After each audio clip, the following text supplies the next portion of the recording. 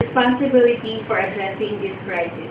It is not unreasonable to ask, given the gravity of our circumstances, that these heads of the state meet every 3 months until the treaty is completed. We also need a moratorium on the construction of any new generating facility that burns coal without the capacity to safely trap and store carbon dioxide. And most important of all, we need to put a price of carbon back to the people progressively according to the loads of each nation in ways that shift the burden of taxation from employment to production. This is by the far most effective and simplest way to accelerate solutions to this crisis.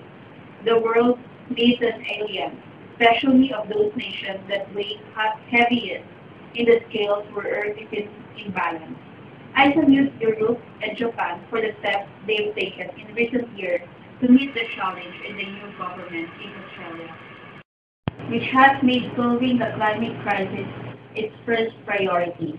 But the outcome will be decisively influenced by two nations that are now failing to do enough: the United States and China. While India is also growing fast in importance, it should be absolutely clear that it is the two largest carbon dioxide emitters. Most of all, my own country, that will need to make the boldest moves or stand accountable before at history for their failure to act. Both countries should stop using the other's behavior as an excuse for stalemate and instead develop an agenda for mutual survival in a shared global environment.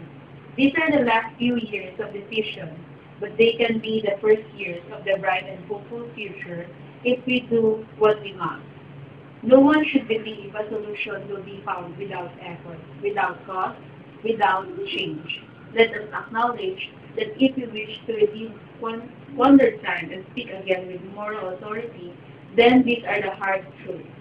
The way ahead is difficult. The outer boundary of what we currently believe is feasible is still far short of what we actually must do. Moreover, between here and there, across the unknown, holds the shadow. That is just another way of saying that we have to expand the boundaries of what is possible. In the words of Spanish poet Antonio Machado,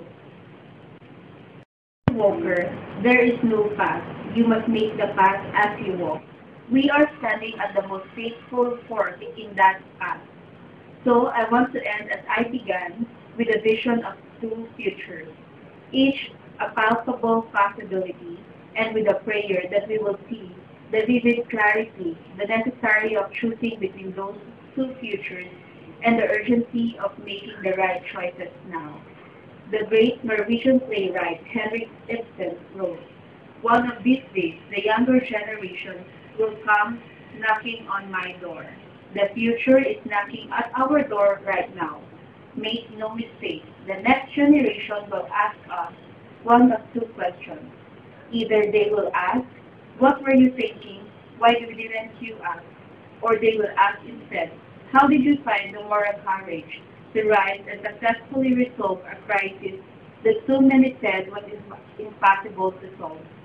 We must do everything we need to get started.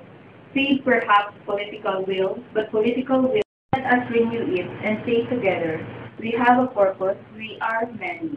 For this purpose, we will rise and we will act." Your Majesty, Royal Highness, Honorable Members of the Norwegian Noble Committee, Excellencies, ladies and gentlemen, I have a purpose here today. It is a purpose I have tried to serve for many years. I have prayed that God would show me a way to accomplish it. Sometimes, without warning, the future knocks on our door with a precious and peaceful vision of what might be. 190 years ago, a wealthy inventor read his own obituary, mistakenly published years before his death. Wrongly believing the inventor had just died, a newspaper printed a harsh judgment of his life's work, unfairly labeling him the merchant of death because of his invention, dynamite. Shaken by his condemnation, the inventor made a fateful choice to serve the cause of peace. 7 years later, Alfred Nobel created this prize and the other that bear his name. 7 years ago, tomorrow, I read my own political obituary in the judgment that seemed to me harsh and mistaken, if not premature. But that unwelcome verdict also brought a precious, if painful gift, an opportunity to search for fresh new ways to serve my purpose. Unexpectedly, the quest has brought me here. Even though I feel my words cannot match this moment, I pray that I am free.